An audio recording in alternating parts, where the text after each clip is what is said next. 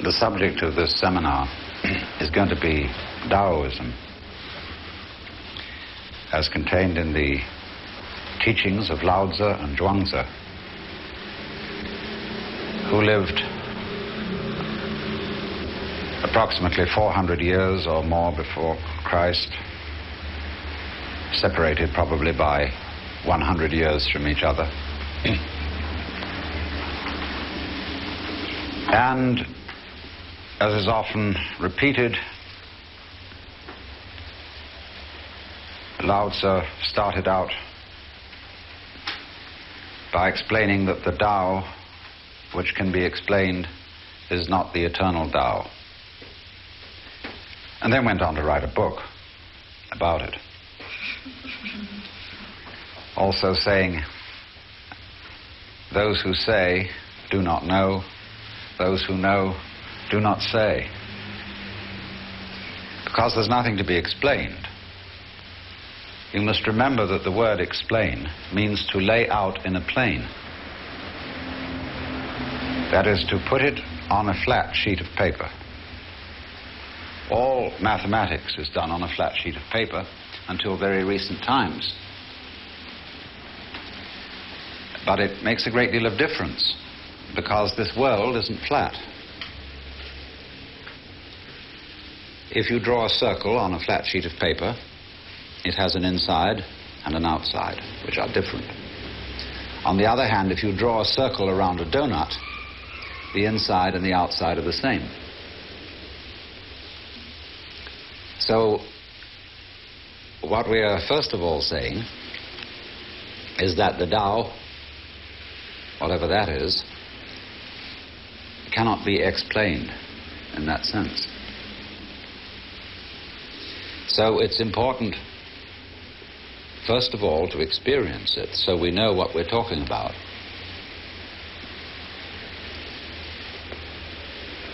And in order to go into Taoism at all, we must begin by being in the frame of mind which can understand it.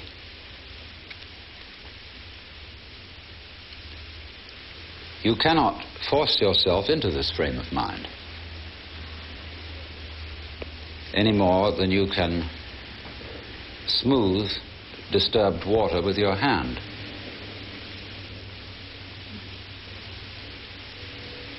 But let's say that our starting point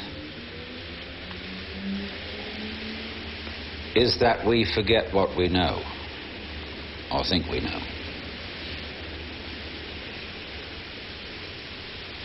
That we suspend judgment about practically everything, returning to what we were when we were babies, when we have not yet learned the names or language, and although we have extremely sensitive bodies, very alive senses, we have no means of making an intellectual or verbal commentary on what is going on. Now, can you consider that as your state? Just plain ignorant, but still very much alive.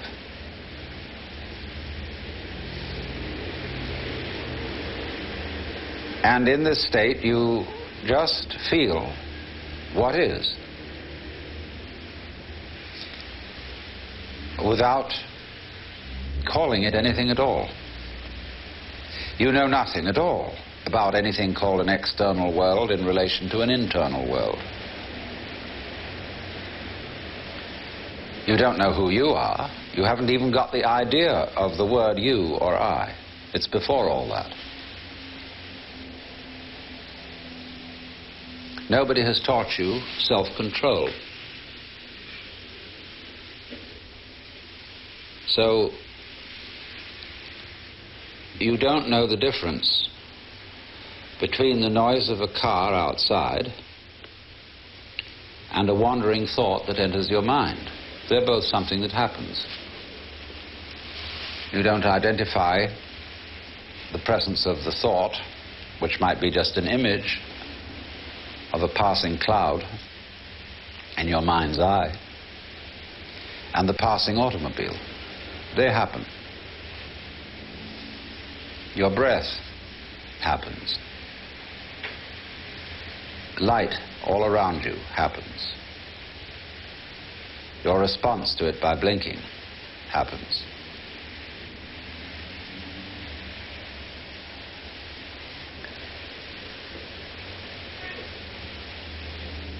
So you simply are really unable to do anything. There's nothing that you're supposed to do. Nobody's told you anything to do. You're unable completely to do anything but be aware of the buzz. The visual buzz, the audible buzz, the tangible buzz, the smellable buzz, all buzz. It's going on. Watch it. Don't ask who's watching it. You've no information about that yet.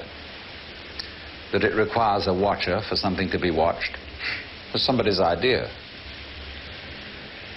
You don't know that. Lao Tzu says, the scholar learns something every day. The man of Tao unlearns something every day. Until he gets back to non-doing. And that's what we're in at the moment.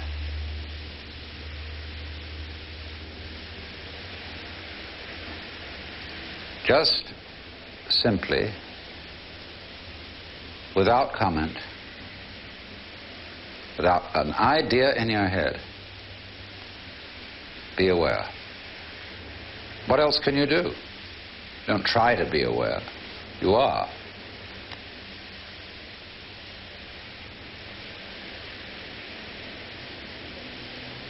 You'll find, of course, that you can't stop the commentary going on in your head, but at least you can regard it as interior noise. Listen to your chattering thoughts as you listen to the singing of a kettle.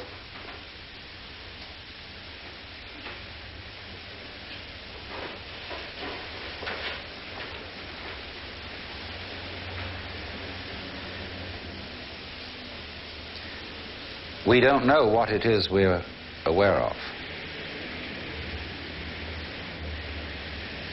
Especially when you take it all together.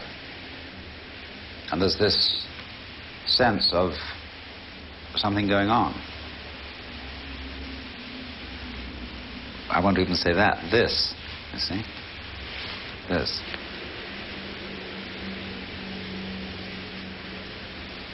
Well, I said it was going on. That's an idea.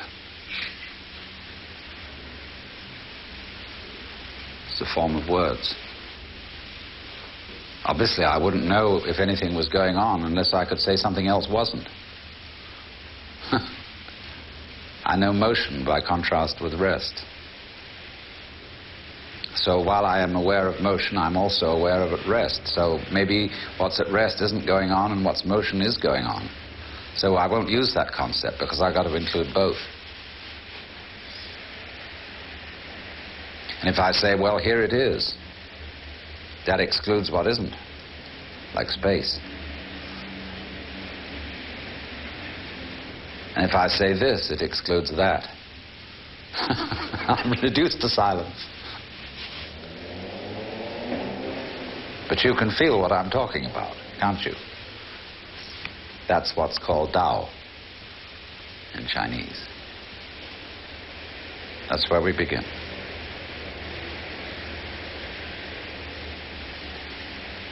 Tao means basically way, and so course, the course of nature, of which Lao Tzu says Dao Fa Zi Yan, which means Fa, Dao, Fa means the way of functioning of the Tao, Yan, is of itself so. That is to say, is spontaneous.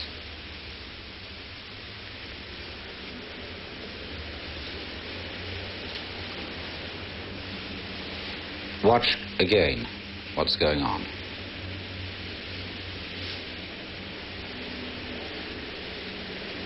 If you approach it with this wise ignorance, you will see that you are witnessing a happening. In other words,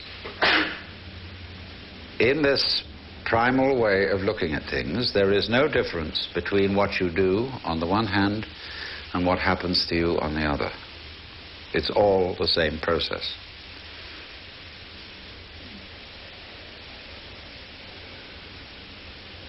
Just as your thoughts happen, the car happens outside, the clouds, the stars.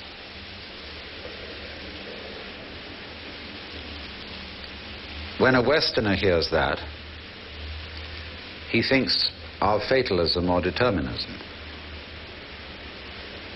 That's because he still preserves in the back of his mind two illusions. One is that what is happening to him, and therefore he is the victim of circumstances. But when you are in primal ignorance, there is no you different from what's happening, and therefore it's not happening to you. It's just happening. So is you. You know, what you call you, what you later call you, is part of the happening. You're part of the universe, although the universe, strictly speaking, has no parts. We only call certain features of the universe parts of it, but you can't disconnect them from the rest without causing them to be not only non-existent, but never to have existed.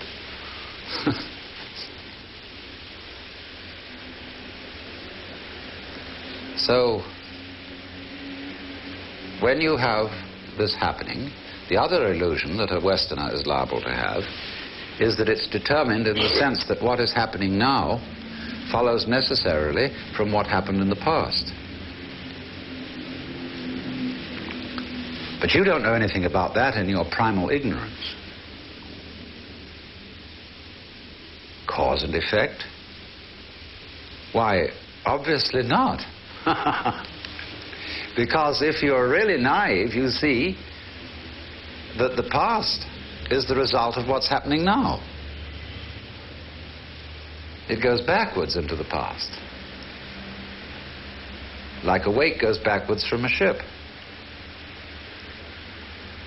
All the echoes are disappearing, finally, go away and away and away. And it's all starting now. What we call the future is nothing. The great void. And everything comes out of the great void. That's the way a naive person, and as I explained, if any of you were at my lecture last night, if you shut your eyes and contemplate reality only with your ears, you will find there's a background of silence, and all sounds are coming out of it. They start out of silence. If you close your eyes, listen, just listen.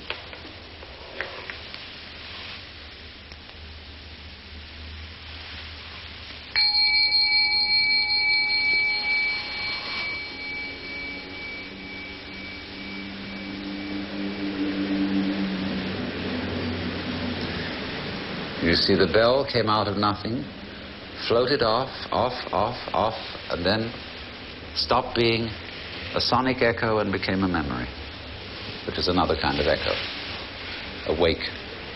It's very simple. It all begins now. And therefore it's spontaneous. It isn't determined. That's a philosophical notion. Nor is it capricious. That's another philosophical notion, as we distinguish between what is orderly and what is random. Of course, we don't really know what randomness is. If you talk to a mathematician about randomness, he'll make you feel quite weird. What is so of itself? Sui generis in Latin. That means coming into being spontaneously on its own accord. It's the real meaning of virgin birth, sui generis. And that's the world. That is the Tao. That makes us feel scared, perhaps. Because we say, well, if all this is happening spontaneously, who's in charge? I'm not in charge. That's pretty obvious. But I hope there's God or somebody looking after all this. But why should there be someone looking after it? Because then there's a new worry that you may not have thought of. Like, who takes care of the caretaker's daughter while the caretaker's busy taking care? Who guards the guards? Who supervises the police? Who looks after God? Well, you say, God doesn't need looking after. Oh, well then nor does this. Tao. Because Tao is a certain kind of order. And this kind of order is not quite what we call order. When we arrange everything geometrically in boxes or in rows, that's a very crude kind of order. But when you look at a plant, it's perfectly obvious that this bamboo plant has order. We recognize at once that that is not a mess. But it is not symmetrical, and it is not geometrical looking. It looks like a Chinese drawing. Because the Chinese appreciated this kind of order so much that they put it into their painting. Non-symmetrical order. In the Chinese language, this is called Li. And the character for Li means originally the markings in jade, also means the grain in wood and the fiber in muscle. We could say too that clouds have Li, marble has Li, the human body has Li, and we all recognize it, and the artist copies it, whether he is a landscape painter, a portrait painter, or an abstract painter, or a non-objective painter. They all are trying for Li. And the interesting thing is that although we all know what it is, there's no way of defining it. But because Tao is the course, we can also call Li the water course. Because the patterns of Li are patterns of flowing water. And we see those patterns of flow memorialized, as it were, in sculpture, in the grain in wood, which is the flow of sap, in marble, in bones, in muscles.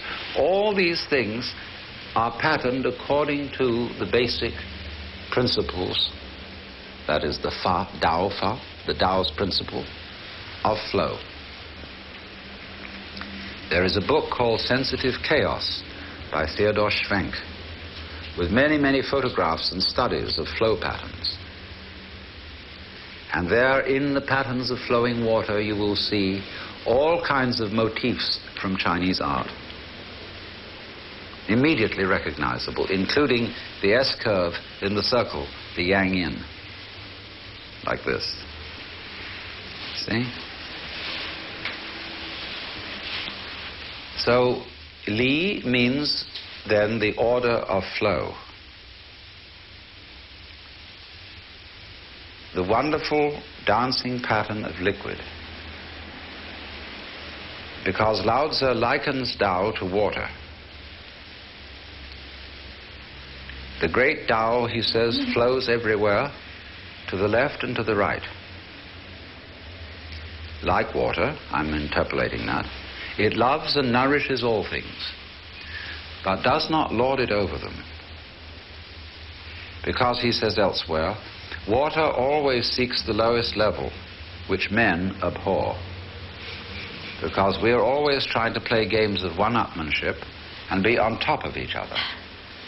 Well, Lao Tzu explains that the top position is the most insecure. Everybody wants to get to the top of the tree, but then if they do, the tree will collapse. That's the fallacy of American democracy. You too might be president. The answer is no one but a maniac would want to be president. Who wants to be put in charge of a runaway truck?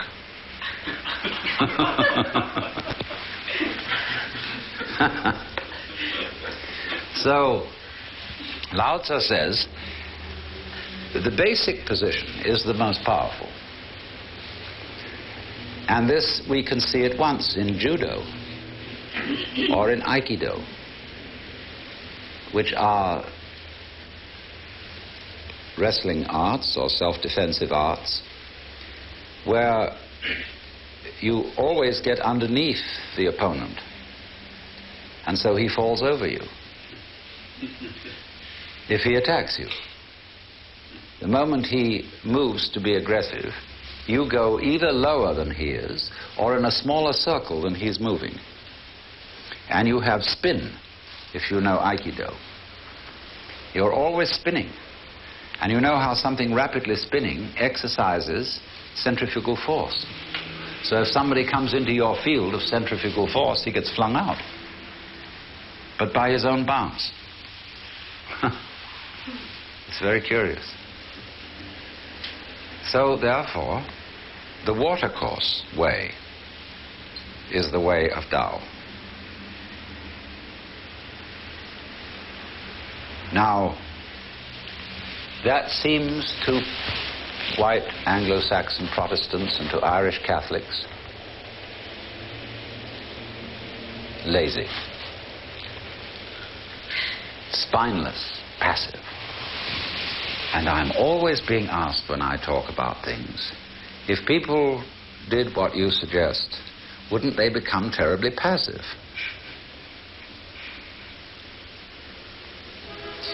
Well, from a superficial point of view, I would suggest that a certain amount of passivity would be an excellent corrective for our kind of culture. Because we are always creating trouble by doing good to other people. You know, we wage wars for people's benefit. And educate the poor for their benefit, so that they desire more things which they can't get. Wow. I mean, that sounds rather callous. But our rich people are not happy, whereas the poor people of Haiti are, to judge by the way they laugh. And we think we're sorry, really, not for the poor, but for ourselves. Guilty.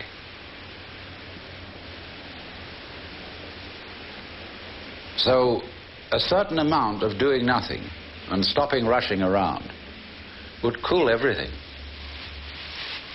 But also it must be remembered that passivity is the root of action. Where do you suppose you're going to get energy from? Just by being energetic? No, you can't get energy that way. That is exhausting yourself. To have energy, you must sleep, but also much more important than sleep is what I showed you at the beginning. Passivity of mind, mental silence.